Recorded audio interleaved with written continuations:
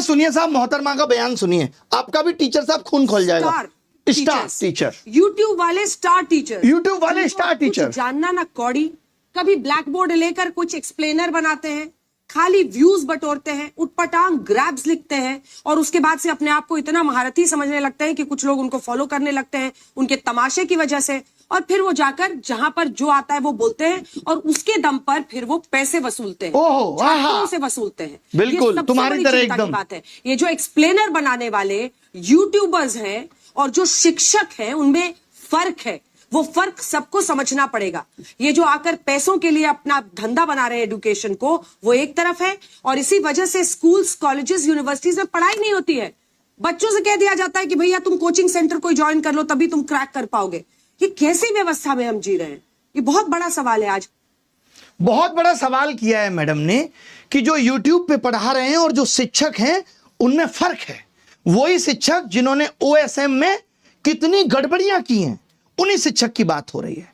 YouTube का teacher हम जैसे तमाम लोग जिन्होंने लोगों को पढ़ा करके सरकार के अंदर भेजा। सोचिए, वो मैडम कह रही है कि फर्क होता है। फर्क मैडम रियल मीडिया और आपके जैसी चाटुकारी मीडिया में भी होता है। पता है आपको, यह समझना पड़ेगा। जिस तरीके से आप कह रही ना व्यूज के लिए, आप टीआरपी के लिए किस तरीके से स्टूडियो के अंदर घमासान कराती हैं वो दुनिया ने देखा है कि कोई लॉजिक नहीं, सिर्फ उलूल जुलूल बातें।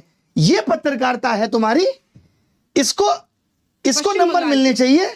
ये पत्रकारिता है लोगों के लिए। ये देखिए, झालमुड़ी सिर्फ एक स्ट्रीट फूड नहीं है, ये एक इमोशन है। ये इमोशन है झालमुड़ी, ओए होए, एक जज्बात है। गजब पत्रकारिता करती हैं। गलियों की हम आवाज जैसों है, को हर रेलवे नालायक की बोलने के हलचल है, बाद गंगा आपकी किनारे की पत्रकारिता ठंडी तो हवा देखिए के साथ घुला हुआ कितनी स्वाद गजब है, है। जिसमें सरसों के तेल की तीखी खुशबू, हाय हाय, नींबू सरसों की तेल की तीखी मसालों की खुशबू, चटपटाहट, उसी की सब सुंदरता मिलकर है साहब। एक ऐसी कहानी बनाते हैं जो हर बंगाली के दिल में बस जाती है। जो आपने पोएट्री चिपकाई है ना, कसम से मजा आ गया। सोचिए कैसे कैसे मीम बन रहे हैं तुम लोगों पे। जहां जाते हो वहां लोग मोदी मीडिया गोदी मीडिया चिल्ला के संबोधित करते हैं। सड़क पे निकलने की औकात नहीं बची है। मालूम है, इस देश के एंकर्स की सड़क पे उतरने की औकात नहीं बची है। अब इनका जीवन स्टूडियो तक सीमित है। लोग गिरेबान पकड़ के पूछ लेंगे कि क्या कर रहे हो। आपको तो चौथा स्तंभ कहा जाता था।